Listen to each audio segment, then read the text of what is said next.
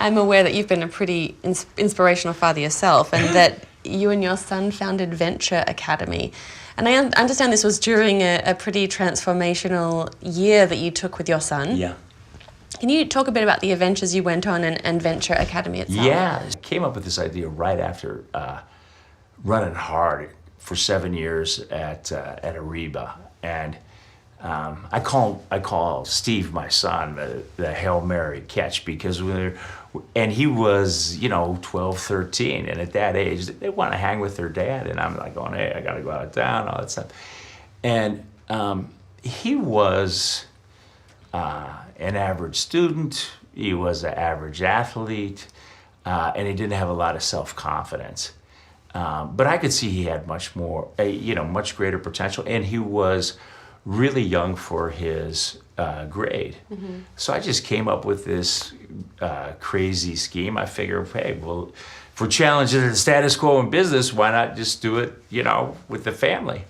And so I said, you know what I do? I pull him out of school for a year and take him around the world and give him a chance to catch up, and then he can enter into high school with all the guys that he's playing baseball with that are his age. And there was another guy who was also young for his grade.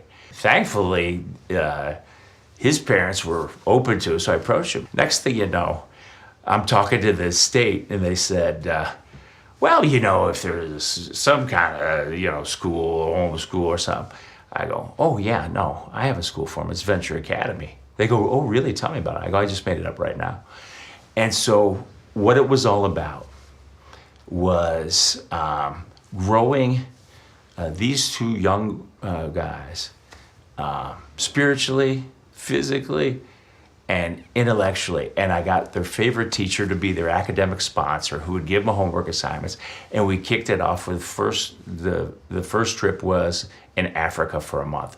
And we climbed Mount Kilimanjaro. It was the hardest thing ever done. And we went on a safari. Then, they would come back for a week, and their academic sponsor would say, well, you've got to do a PowerPoint presentation to my 8th grade class, all of them, because I have to teach 5 classes a day, so should you. And by the way, you don't know anything unless you can teach it. And then we go off and we do survival training in the Amazon, rainforest, build houses for Habitat for Humanity. I took them over. I was doing a bunch of business over in Japan. You could see that. We took them to Europe. We went scuba diving in the Great Barrier Reef. And it was amazing experience. They would write a journal every day. They had to learn 50 words in every single language wherever they were at. And I could see these two young men transform before my very eyes.